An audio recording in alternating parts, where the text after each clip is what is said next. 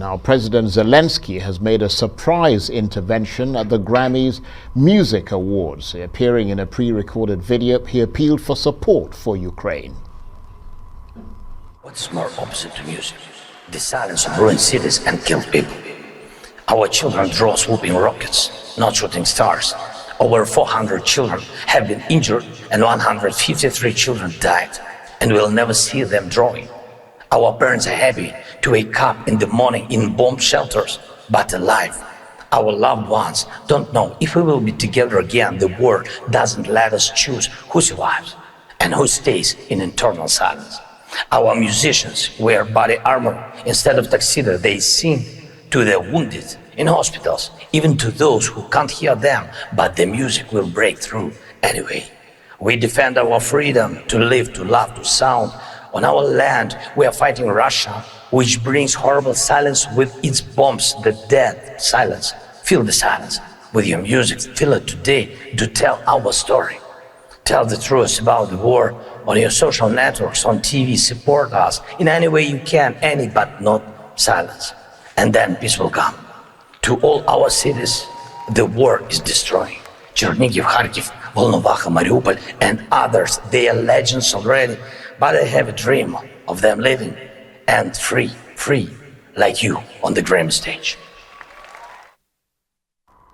Business news now, and the European Union is weighing up imposing heavier sanctions against Russia after learning of the horrors of Bucha. At the same time, the Commission must come to agreement on whether to continue to withhold funding from Hungary after the nationalist leader Viktor Orban was re-elected yesterday. Meanwhile, Tesla founder Elon Musk, a critic of Twitter, takes a big stake in the social media company.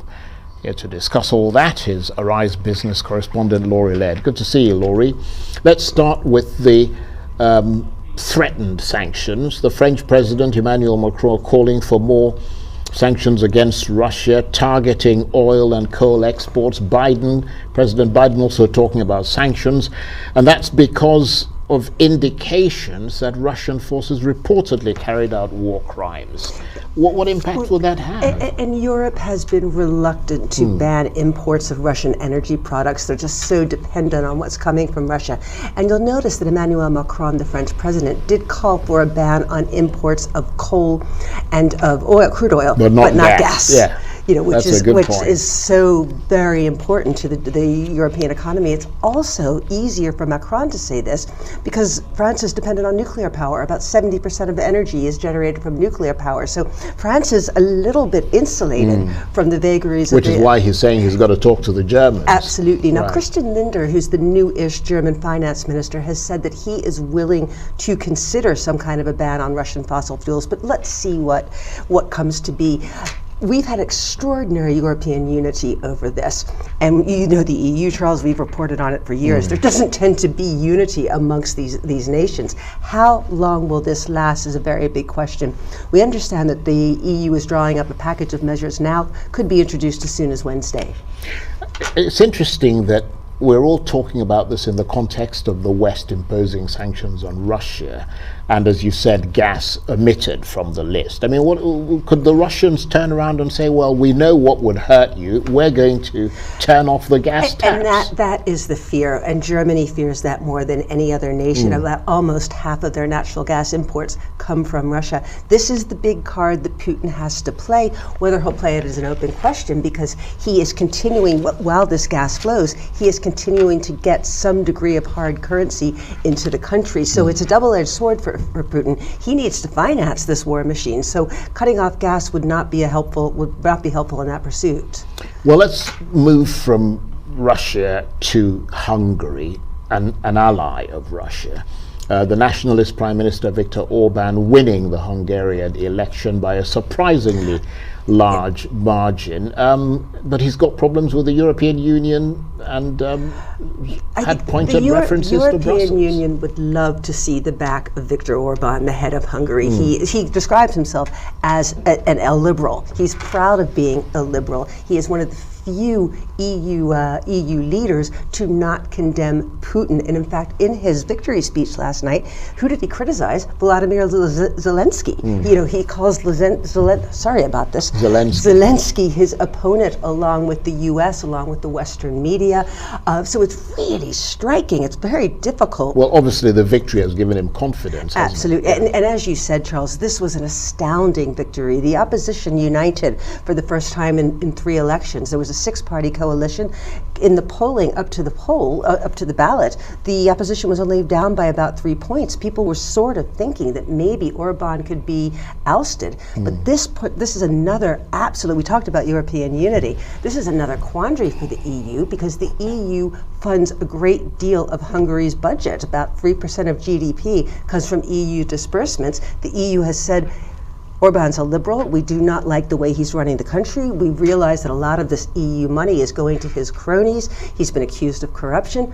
What do they do now? Do they continue to fund him or not? Well, that's a big question. I suppose one that we would have to be looking at over the next few days. I mean, what the relationship with the European Union is going to be now that he's won a second term. Well, it is interesting because it was Poland and Hungary were both the sort of the naughty children of the EU. But now that Poland is taking in so many refugees, the EU really can't threaten to withhold funding from Poland. Although the Hungarians make the argument that they've taken in more than 600,000 refugees. And that's what they're saying. Some people are querying whether those people have terminated their journey in Hungary or whether they've transited Hungary on their way to other places. Well, and that's not clear at the moment. We'll have to watch that. And let's move to another big story. Shares in Twitter rising sharply after it emerged that the American billionaire Elon Musk has become one of the company's biggest shareholders. This is extraordinary, Charles, because Elon Musk has made it very clear that despite the fact he uses Twitter, he doesn't like it very much. He surveyed his 80 million followers to say, do you believe Twitter upholds free speech? 70% said they didn't think so. So why Elon Musk wants to take this big stake, and it is a big stake, 9.2%. He spent about $2.4 billion when he made the acquisition Well, that's in probably mid-March. why he wants to have a big stake. Absolutely, but just the knowledge that he has bought this has increased the value of his investment by $500 million over the past couple of weeks. It's insane.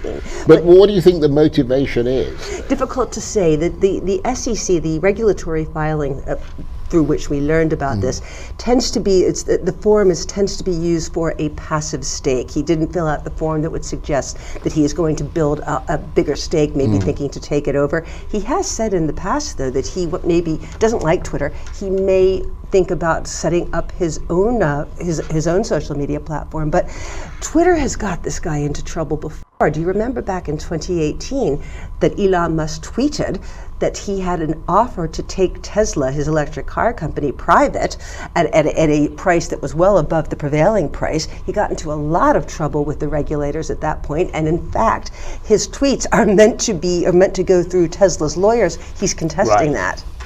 Very interesting. Laurie, thanks very much indeed. Laurie Laird, our business correspondent.